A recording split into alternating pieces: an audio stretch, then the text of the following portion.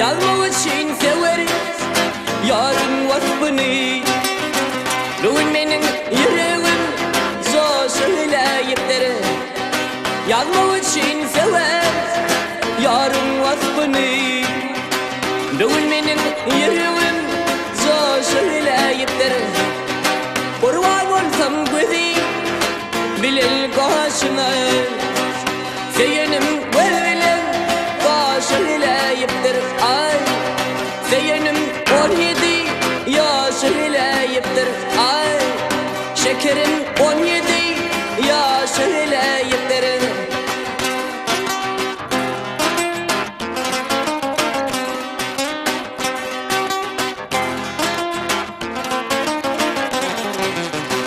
Aşk derdi aşık oğlunum elim.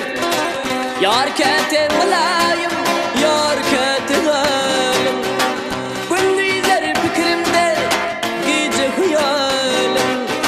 Yatsam gecelerine düşüleyiptir. Ay seyenim 17 yaş söyleyiptir. Ay şekerim 17 yaş söyleyiptir.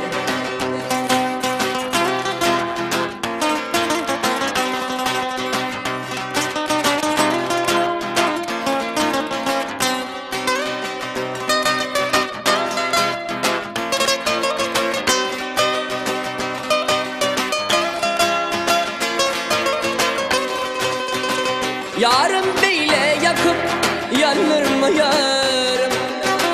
Assakam terim, salkam darım. Toy tutur sırpıvın şanım yarım. Yarım bugün ayrı yaş söyleyiptir. Ay seyenim 17 yaş söyleyiptir. Ay şekerim 17 yaş söyleyiptir.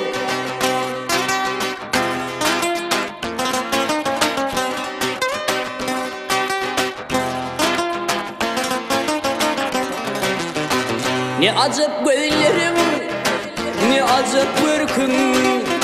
Canı otlar sana yıldırıp duruşun. İsa bağışı aydır, sen benim bağıtım.